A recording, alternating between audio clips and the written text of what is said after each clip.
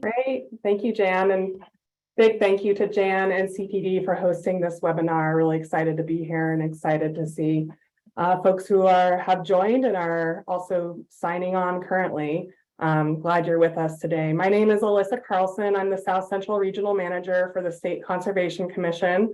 I'm based in Ellensburg, so smack dab in the middle of the state, and we've been seeing a lot of activity, development and planning for development of utility scale solar in this region and Eastern Washington as well. A lot of the lands that are targeted for this type of development are agricultural lands, be it rangeland or croplands. Conservation districts have been involved in various aspects of these developments that are being planned or are already underway to varying degrees.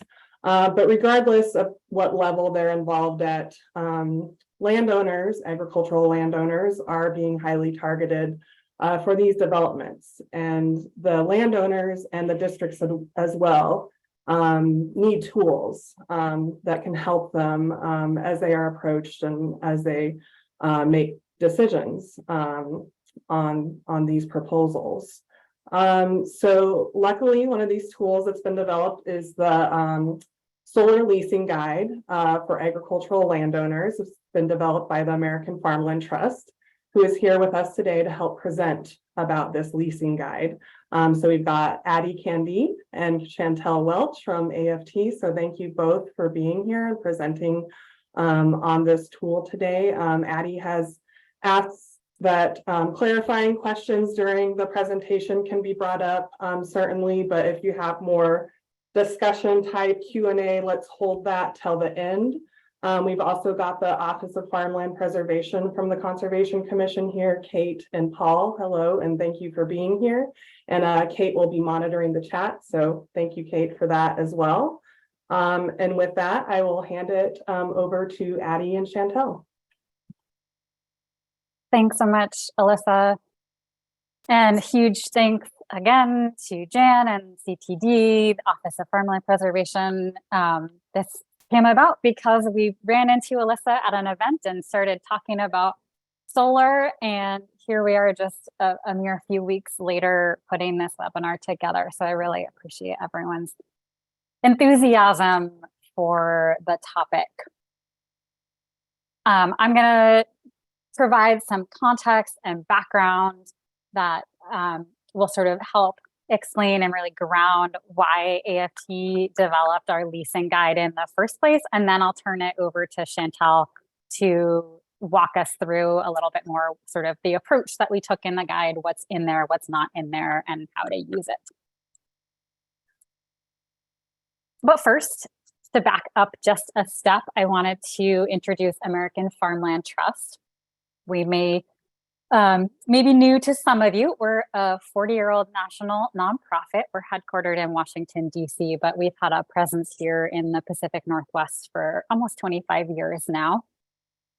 We're dedicated to protecting farmland, promoting sound farming practices, and keeping farmers on the land.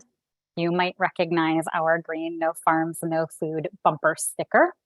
And our work across the nation and here in the Pacific Northwest encompasses research, advocacy, education, and technical support for both landowners and conservation professionals.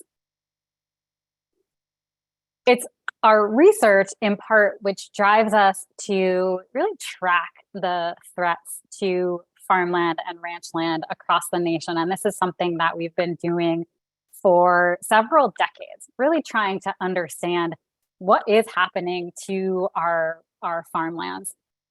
And in 2020, we published a report called Farms Under Threat, which looked at the time period between 2001 and 2016. And that showed us that in Washington state alone, we lost about 100,000 acres of farmland.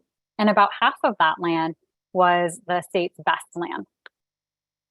Last year, we came out with a sort of the next chapter in that research, which was a predictive analysis that looks ahead toward where will we be by 2040 if we don't start making some different decisions around land use. And what we saw is that if we stay on kind of a business as usual course, we could lose close to 200,000 acres of farmland just to urban and low density residential development. And that number could be even higher if we start to see a lot more low density sprawl into suburban and peri-urban areas. And this research under sort of on farmland loss is in part how we started paying attention to solar development, because what we are starting to see is an increasing number of acres being converted to utility scale solar across the country. For background, in 2020, only 4% of America's energy came from solar, and folks are anticipating that that will increase to as much as 45% by 2050. So massive increase. Here in Washington, you may already know this, in 2019, Washington passed the Clean Energy Transformation Act, which sets a goal to source 100% clean and renewable energy by 2045. And as Alyssa already pointed out, agricultural land is often an early target in the search for places to site that solar because it's typically flat, treeless, it's undeveloped, it's typically close to energy infrastructure, which makes it a relatively cheap and easy place to site solar, in contrast to something like rooftop solar, which can be much more expensive to implement. The Department of Energy is expecting that by 2050, 90% of solar in this country will be utility scale and built in rural communities. So let's backtrack for a minute and talk about when we're talking about solar as a threat to farmland or solar as a driver of farmland conversion, what kind of solar are we talking about? And in broad strokes, solar can really be divided into two different categories. One is behind the meter, and behind the meter is referring to if you put solar on your rooftop to offset your energy bill, if a farmer puts solar on the roof of their barn to offset their refrigeration or pumping costs, something like that. Front of the meter, so in that case, in behind the meter, the energy generated is getting used behind the meter, behind the electricity meter on the side of your house or your building or whatever it is. Front of the meter projects are projects where the utilities are, or the energy is being generated and sold to a utility to then be distributed to other places. So broad brushstrokes, there are some nuances there that I won't get into. But what we are talking about when we talk about utility scale solar, we're talking about these front of the meter projects. And then the other level of nuance I wanted to bring in when we talk about the scale of solar projects, there are solar projects that are used for personal or farm use. Those are the behind the meter. Community solar projects where solar might be generated on one property, but then sold to neighboring properties. That's less common in Washington, where community solar is relatively new. There are large commercial solar projects where the energy generated is typically used by one single business or entity. And an instance of that would be Google or Amazon, a company that has really large data centers buying all of the energy from a solar project. And then the last one here is utility scale solar, again, where solar is being generated, is being purchased by utilities and redistributed. So it's really the large commercial and the utility scale projects that are consuming or have the sort of possibility to consume pretty significant swaths of acreage. I don't have to tell you that solar has become a pretty hot button issue in our state.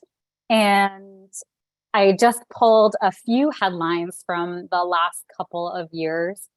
But what we're really seeing is that it's starting to generate a lot of conflict in our communities about where solar should go, where it should not go, who should be allowed to develop solar, and who shouldn't.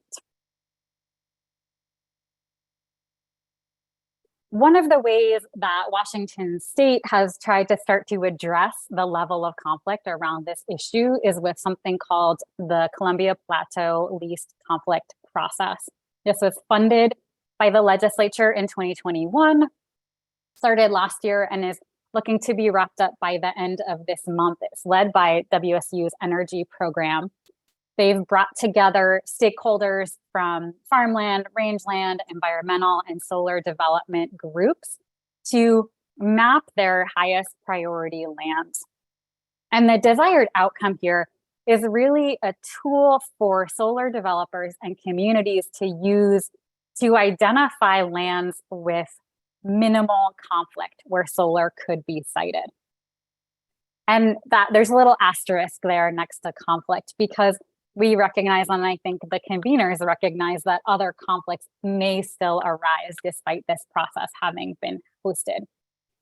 The map that has been drafted currently shows about 350,000 acres of land that are potentially least conflict for solar development in the greater Columbia Basin. And there is a bill that was approved in the legislature this past session that will direct the Department of Ecology to develop sort of environmental impact statements that will incentivize and accelerate solar projects on those least conflict lands. And I know that there's some folks in the room today that have been tracking and participating in this process, so thank you for that. And I offer this as context because I think what this means with this process wrapping up soon, having identified acreage that is potentially least conflict, is it's going to start putting pressure on the owners of that land.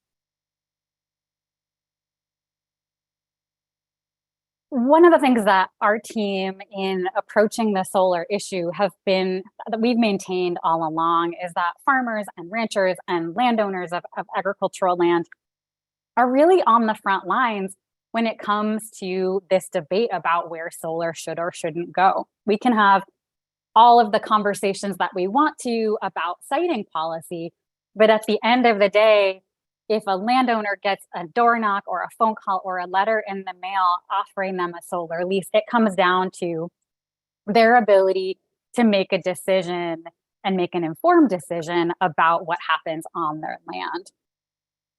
We have to recognize that farmers and landowners are being offered a significant financial opportunity with these leases. In some cases, somewhere between $500 to $1,000 per acre signing bonus on top of a $500 to $1,000 per acre lease rate over the lifetime of the project. So that's a significant opportunity, and farmers need to weigh that against the fact that these are long-term commitments ranging 20 to 30 years, sometimes longer. It takes land out of production, which of course has implications for water rights. It can impact wildlife habitat and view sheds and other conservation values on the land. Even agrivoltaics, or what are called dual use installations, may limit what and how farming can happen there in the future. It can complicate the future sale of the property to another owner, and it can limit the ability for the land to be protected with a conservation easement. Currently, most publicly available dollars for conservation easements will not protect land that has utility scale solar on it. So all that to say, there is a lot for farmers to figure out when they're approached with this opportunity.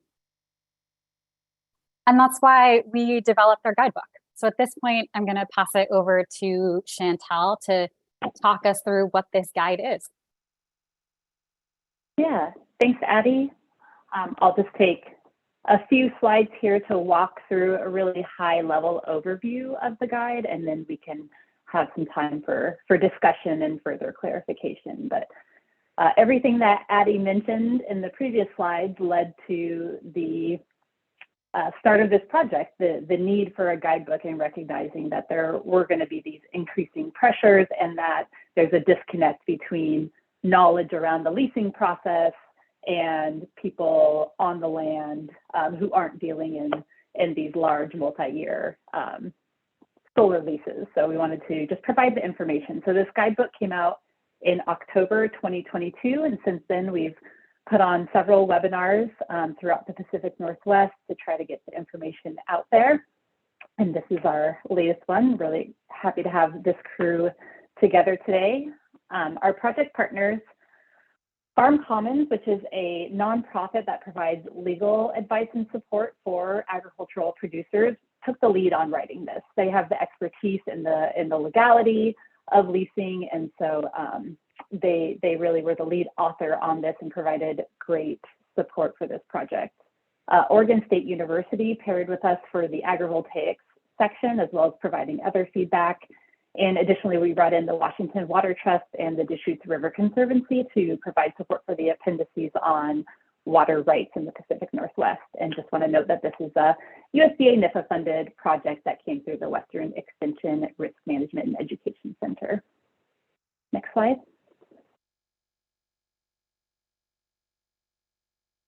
So our approach the whole time has just been, we're not here to tell anyone what to do with their farmland. We are here to provide a variety of opinions and perspectives and information, hopefully in an unbiased way, to just give landowners the opportunity to think through this process, to make the best decision for themselves, for their land, for the future of their land.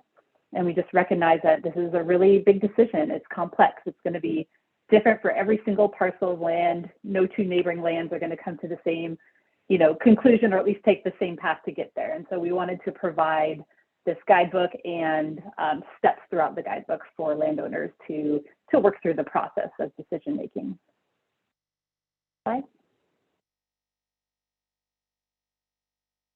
So through this, what we want landowners to do is to really think about long-term goals and land tenure. And that's going to involve not only the goals of the current producer on the land, but also involving family and potential successors. And those could be familial successors, those could be non-familial. They might not even be identified yet.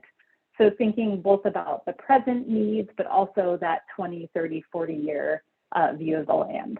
As Addie mentioned earlier, water rights can be an issue. And for certain parts of the state, I wouldn't even have to mention water rights because they're already top of mind. In other parts of the state, water rights aren't always the first thing that we're thinking of, but planning for water is going to continue to be an increasing concern for agricultural use. So we have a whole section on that. We want landowners to really consider water usage. Thinking about agrivoltaics or dual use.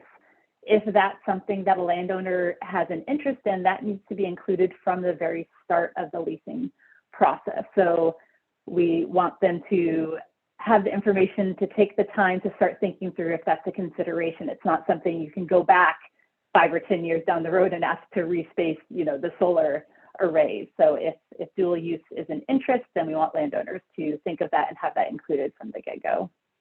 Also thinking about decommissioning and getting that land back into agricultural production if that production is going to stop during the duration of the lease. So there can be provisions for setting aside a bond with decommissioning funds so that those funds are secured regardless if that solar company is still in business in 5 or 25 years. And certain provisions can be made that use less concrete or footing for the panels and other considerations. But again, those need to be outlined and thought of prior to signing the lease. And we really do want landowners to consult with an attorney. Again, we worked with attorneys to put the guidebook together, and that's a great start, but this is a very complex, multi-year, long-reaching lease, and we really encourage that landowners work with an attorney. It's worth the funds that are put into it to ensure that that land looks the way that the landowner wants it to into the future. So again, just to highlight what we really want landowners to do with all of this is just to make an informed decision that is the best for their land and the future of their land. Next slide.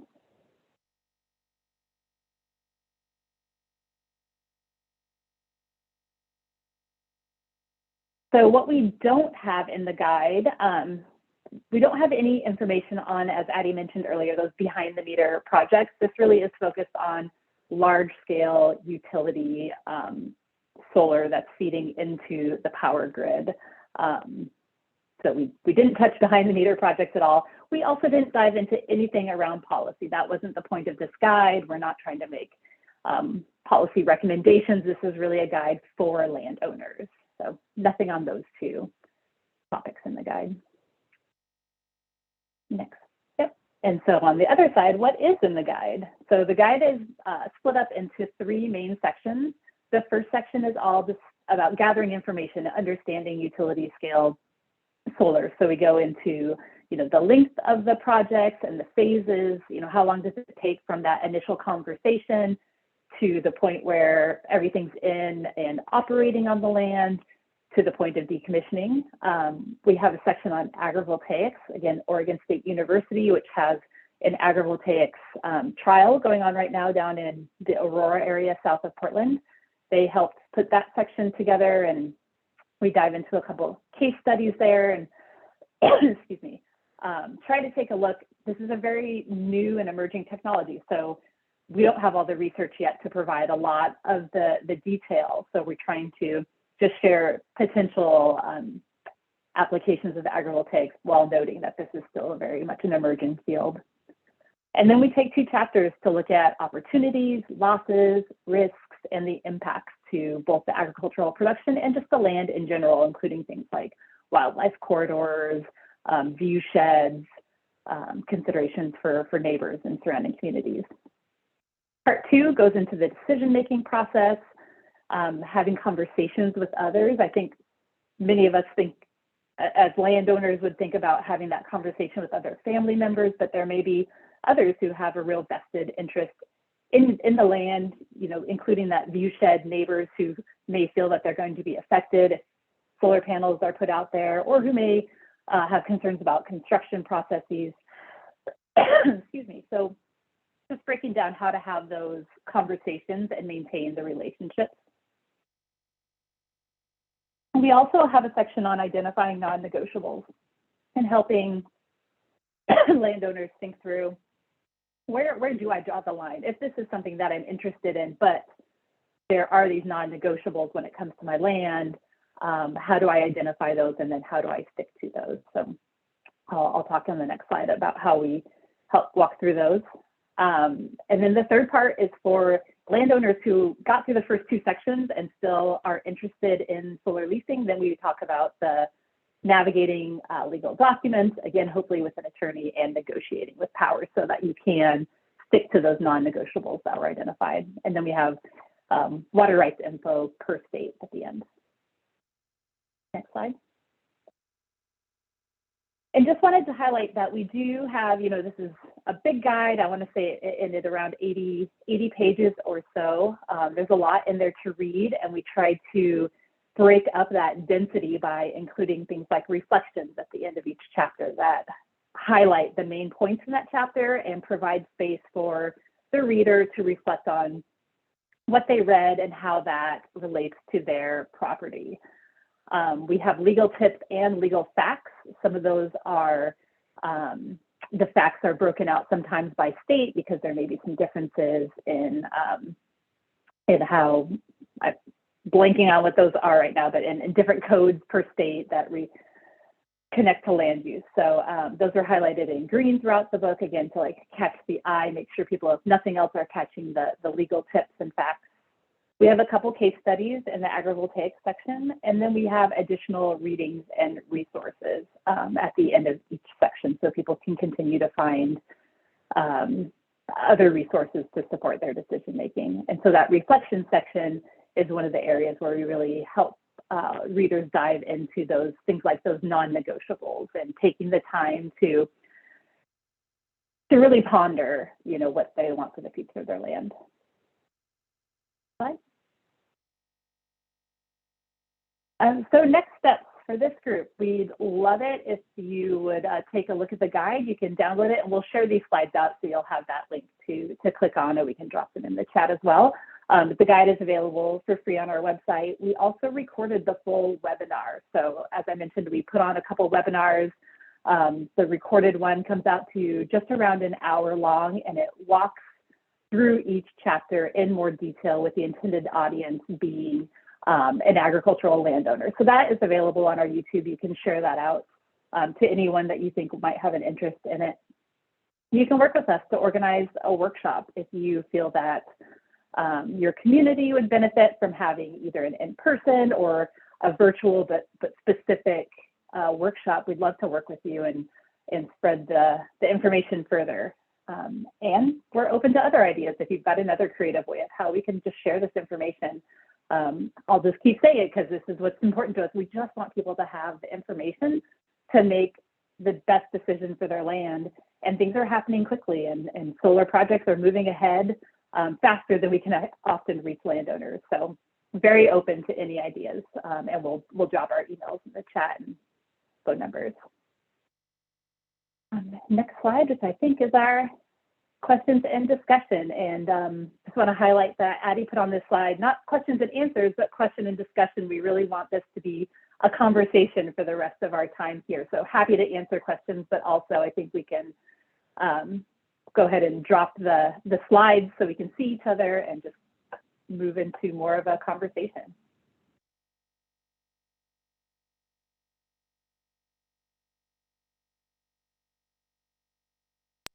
Okay, great. Thank you so much. So a reminder to ask a question, just go ahead and raise your hand or drop a question in the chat.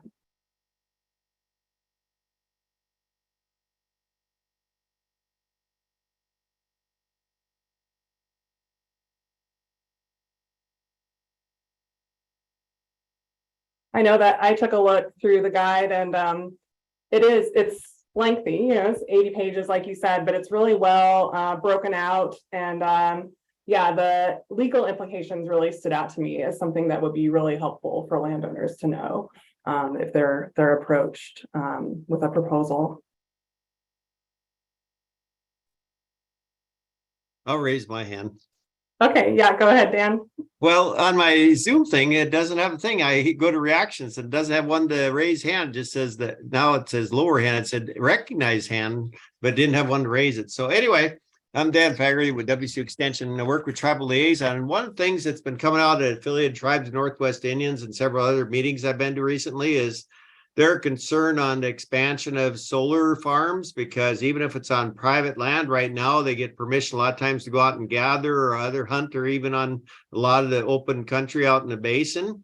And so they're taking a bigger interest in, when you look at massive big developments, you know, going in out there covering areas that are maybe, you know, scab land to one person, but it might be bitterroot sites or something else, or camas gathering areas to somebody else. And especially when you're looking at government lands, which are open for gathering for tribal members, especially from the Palouse on up to, you know, Canada and that area too. But a lot, and Yakima Nation too. I know they've had quite a few concerns too. And so they're going to probably be playing a bigger role in pressuring the legislature or pressuring consultation on site locations and everything too. So that's something to just keep in mind as you work in this area. And no, right now, like I said, when you have big farmers, a lot of them want to keep good relationships. So they allow them to go gather on their property anyway. But if it's under solar farms, it may change. But, you know, there may be, the other thing too is there may be opportunities on a smaller scale to actually enhance and work with farmers, you know, from everything from roofs, shade roofs for equipment to keep it out of the sun so it lasts longer, your spray tanks, everything else. I mean, every farm's got tons of equipment sitting out in the sun where it deteriorates fast or degrades, the rubber or plastics or tires. And so doing something like combination of in the developed areas. And then the other ones I've seen too down in Arizona is using them over irrigation canals, because it reflects heat and conserves water because you don't get as much evaporation. And then for specialty crops like ginseng and things like that that need to be grown in shade, or they're shade tolerant. And so there may be some opportunities to kind of build some synergy there. I know they're looking a lot at ag and solar and how they can combine the two into a synergistic type of thing that could help conserve water and yet make it feasible to farm. And so I don't know, there's just a lot of opportunities, but these massive scale ones, like you see down the Southwest, I mean, that is real devastating and changing the environment when they're coming in huge, large scale, but no, large, the bigger, and then farming size, to serve the neighbors and net metering type of thing in a neighborhood or community solar. I think it lends itself more to these opportunities with utilizing for shade, for roof shades and parking shades for buildings and things like that. So anyway, there's lots of different options coming down the road, but I'm glad you guys are bringing attention to all this. So thank you. Thanks so much, Dan, for all of that. And I think you make some great points. Number one, about the needs and interests of tribal communities and how those needs and interests and relationships might conflict. And if I go back to the lease conflict, that slide I had about the lease conflict process and the asterisk there, one of the things I think that's recognized about that process is that the lease conflict was not encompassing of tribal interests. And so there's awareness that any lands that are identified as lease conflict in that process could still run into the kinds of challenges that you're naming. On the agrivoltaic piece, a couple thoughts. One, I wanted to acknowledge that we're joined today by our newest colleague here at AFT, Knowledge Murphy, joining us in the role of Western Solar Specialist. And Knowledge is doing a lot of work in the agrivoltaic space, really trying to understand the emerging research around that and understanding the barriers and needs that farmers might have in working in that space. We have heard of a rumor that there are a couple of larger scale agrivoltaics projects in the works in Washington on the order of a couple thousand acres that would incorporate grazing as part of the project. So I think we will start to see more projects that are incorporating that dual use that you were talking about, that are doing it on a larger scale. But you're right. Right now, one of the largest agrivoltaics projects in the country doing intercropping with solar panels is down in Colorado, Jack Solar Garden, and it's only 5 acres. But I think one of the reasons why we included a bunch of information in this guide about agrivoltaics and dual use is that we want landowners to understand what that is so that they can start to create and represent demand to the solar developers, because right now the developers hold a lot of the power. So if we can get landowners to say, well, I'm interested in a solar lease, but only if we do it in a way that enables me to continue to farm or graze my cattle, then I think we'll start to move the needle more in that direction. Yeah, the knowledge up front can help a lot in that, because then it can get into the negotiation, because right away, usually it's just they look at what revenue they could bring and they compare it to their farming revenue and say, oh, I can make more off making all solar panels. But they don't look and consider they could actually have dual purpose and continue both maybe and make more money yet. So. Yeah, absolutely. Great, thank you. Kate, how's our chat looking? There is one question in the chat, but before we get to it, I wanted to maybe just ask Knowledge if he wanted to share the links that he had shared in the chat, just to give a little overview of what's there. Sure. Good afternoon. I just wanted to pop some links in based on some of the things that were being discussed. The first link that I shared was AFT's smart solar siting work. And that is work that we've been doing to make sure that prime farmland is not used for solar. And so that was relevant to this conversation. The second link was about using solar over irrigation and in a way to preserve and conserve water. And the third link is about some of the work being done at Oregon State University around agrivoltaics. Great, thank you. And I just had a thought as I was reflecting on what Dan shared too, of the perspective that a landowner may, receive a proposal from a developer, look at the dollar sign, look at the dollar sign of their current operation and compare the two. As I read through the guide, I was really struck by how well it articulates all of the costs that a landowner might not think about. Like, what's like the insurance cost on something like this? Like, what liability is a landowner opening themselves up to? What are opportunity costs? There's a extensive discussion around what are potential impacts to soil, and can this land be farmed again? And what do you need to be thinking about from the beginning?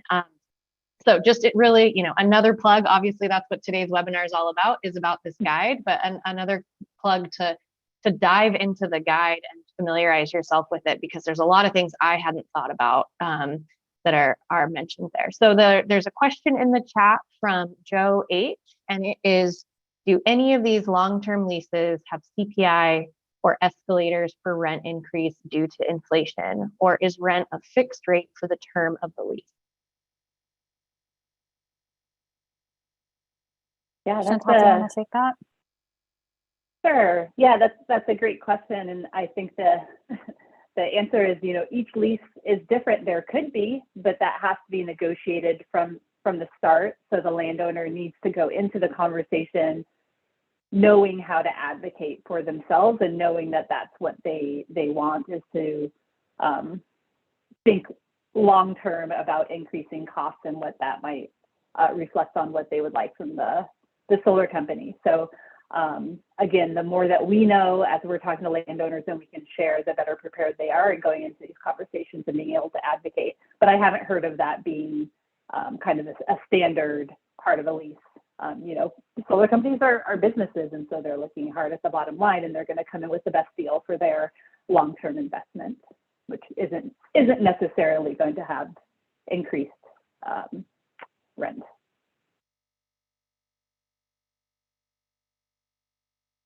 Thanks, Chantal. Anything to add to that, Addie, or else we can move on to Dan's question or comment? Go ahead, Dan.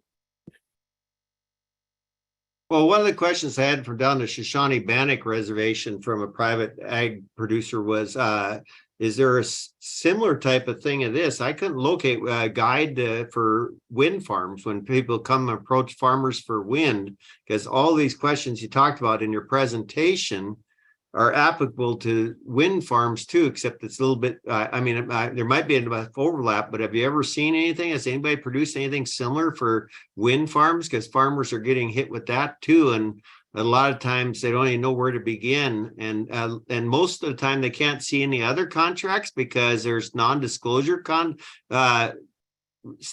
stipulations written into there just prevent them from comparing.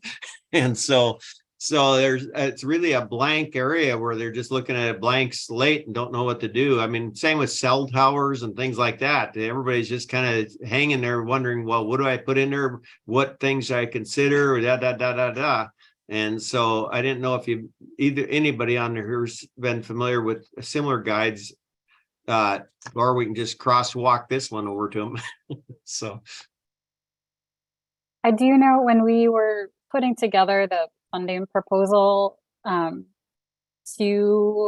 the Western Extension Risk Management Education Center, you're asked to go and look through other risk management projects that were funded to see, how is your work building on what's already been done. And if I remember correctly, there wasn't anything here in the Pacific Northwest. I think there were some other projects in the Southeast that dealt with leasing for oil and gas. And there was a project, I want to say it might have been Montana, that had to do with wind. So they're out there. I can try to dig those up and share them out, because those are all those sort of project summaries are available still through NIFA. But I think when we've accessed some of those resources, and I'm happy to say, or proud to say, I think our solar leasing guide is more comprehensive than what some of the other projects have created. So I can dig them up. I don't know how helpful they'll be.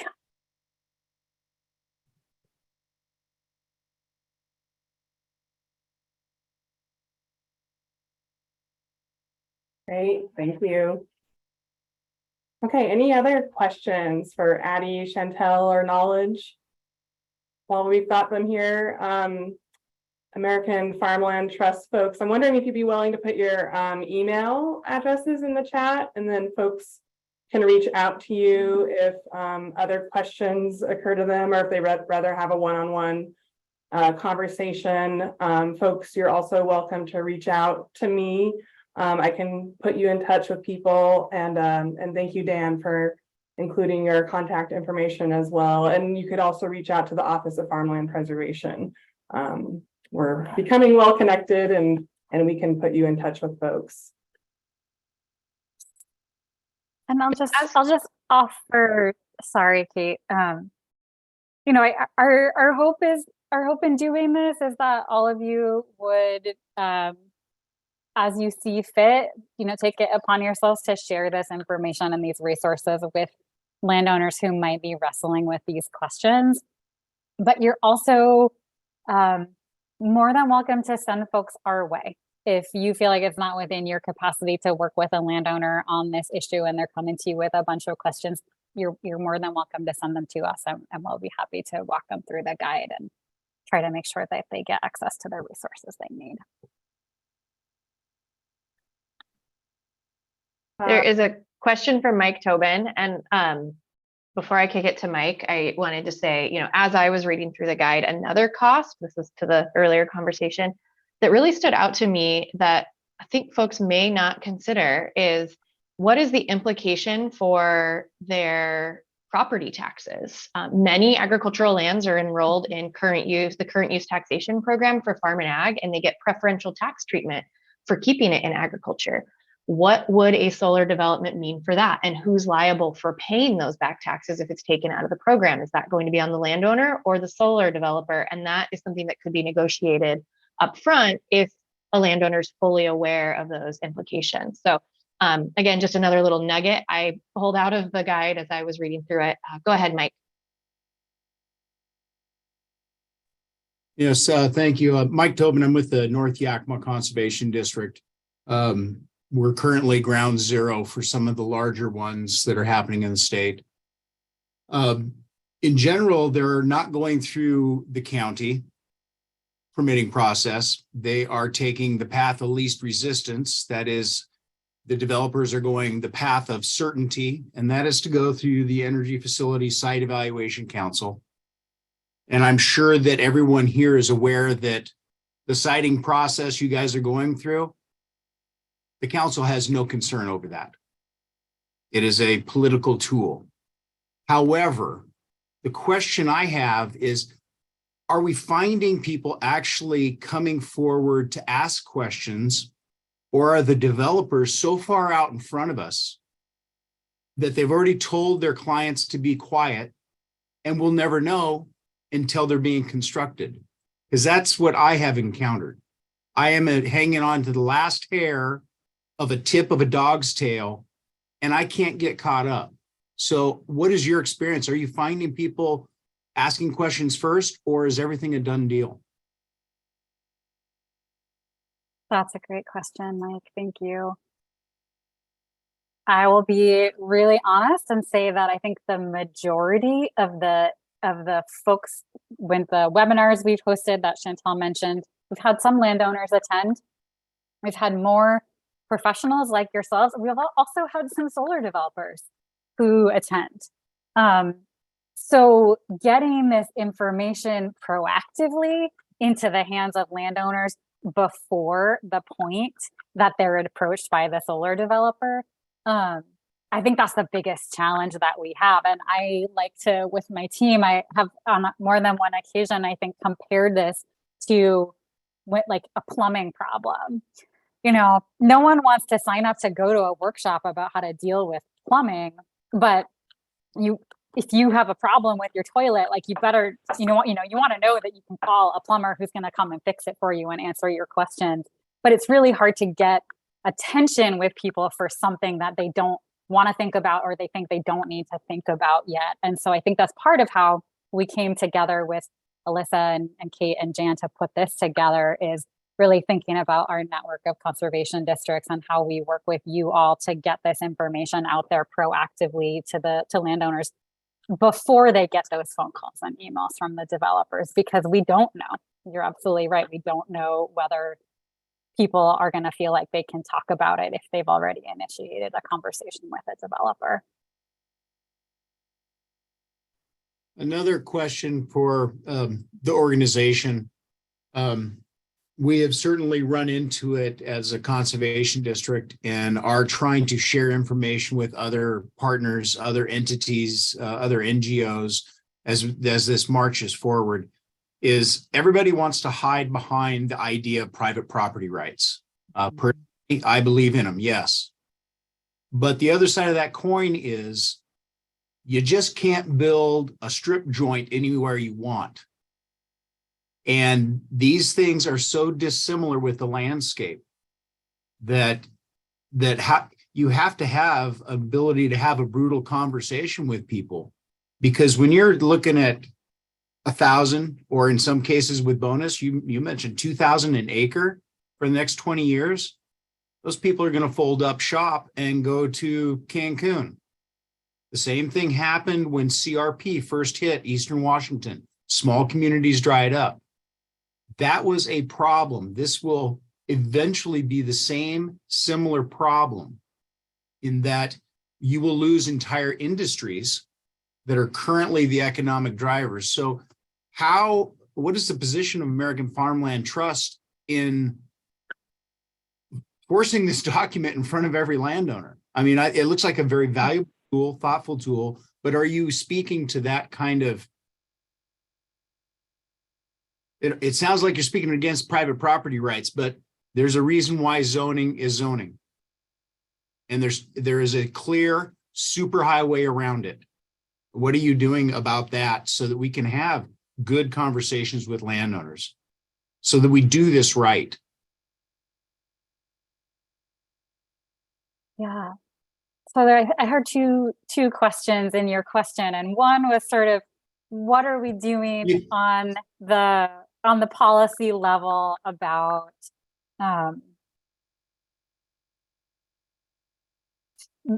sort of ensuring that you have a lot of long hours in your car driving around dumbfounded like me, don't you?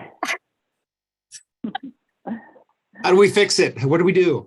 Yeah, I mean, there's the piece about sort of making it bigger than private property rights and like community level or state level decisions. So there's the question about what are we doing on that front. Knowledge shared out the webpage for our smart solar program. We do have a set of what we're calling smart solar principles around where we as an organization think solar is sited and how we should approach siting. We've played an active role in the lease conflict process so far. And so we'll continue to, I think, be a voice for reason and win-win solutions, and solutions that really center the needs of farmers and ranchers and landowners in the conversation. I think we could probably have another webinar just like this one, just about the policy side of this work. And that's something that we could certainly talk about doing after today. The other part of your question that I heard was, how do we do more to get this information to landowners? And sort of short of mailing it to every landowner in the state, I'm not totally sure, and that would be cost prohibitive at 80 pages a pop.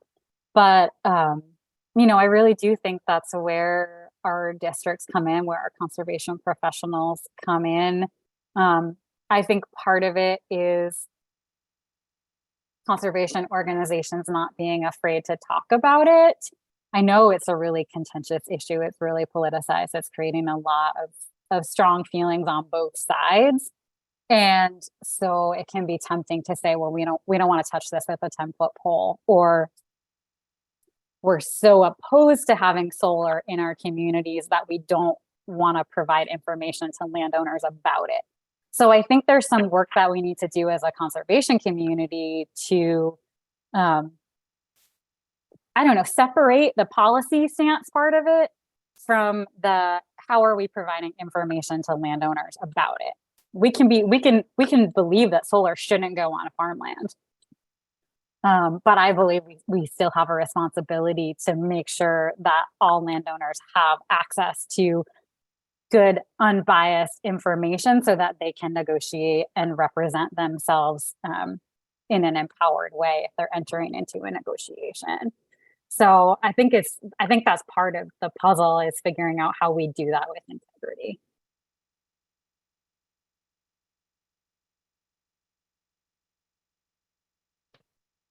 And I'll just remind everyone that it was, AFT put the offer out there. If your conservation district is interested in helping facilitate those conversations, AFT is very open to helping support that. If that's a meeting, in a local community, if that's another webinar, virtual conversation, just come back to AFT and say, well, here's what might be helpful in my community.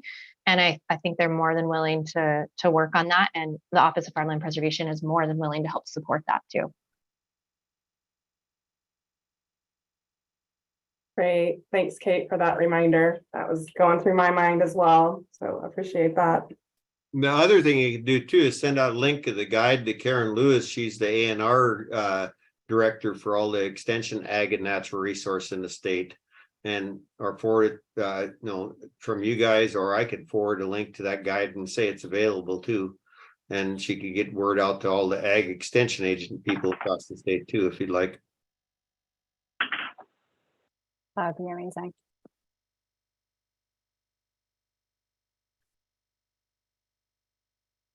Hey, we've still got 7 minutes left, so if you've got any burning questions, go ahead and you can come off mute or raise your hand or put something in the chat. Well, I just wanted to add though, it is real contentious because there's a lot, like I live up in Ferry County where there's a lot of very marginal ag land because they have to feed cows 6-7 months a year. And basically the new generation isn't taking over because of the long level. And also they're dealing with a lot of wolves in the area. We have 28 packs up here that have been knocking off a lot of, not only just even the ones that started farm tourism type of enterprise going. We just lost some pet donkeys and alpacas and 6 pigs off their little farm there that they run for at the K Diamond K. And so it's having a devastating impact, but so you don't want to, but yet their land's in agriculture. So you don't want to pass something that restricts it. It can't ever be converted because then it means breaking it all up if they can't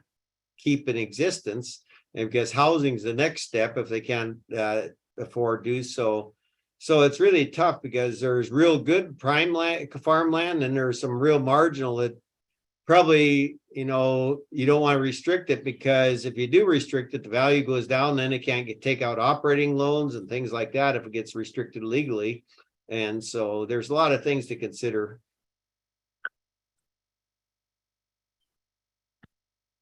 Yeah, multifaceted issues. Thanks for sharing that, Dan. Go ahead, Mike. Dan, I don't want to sound like I'm attacking you, but when we continue to characterize shrub steppe as marginal scab land in a negative fashion, we are not looking at it for what it is. It is a biodiversity that is being provided free by landowners to the state of Washington and to those species that rely upon it.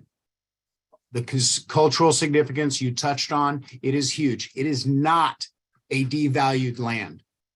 A developer of solar wishes everybody to believe that and has convinced most of the legislature that lives on the west side of that. That land is valuable for the agricultural fabric of these communities, as well as the habitat of these communities. So we can't devalue it by saying that it's negative. It is of great value. And I realize that too, and I agree with you fully, but what I'm saying is, as a private landowners who are trying to survive and bring in income, I meant marginal as far as income generating for their family.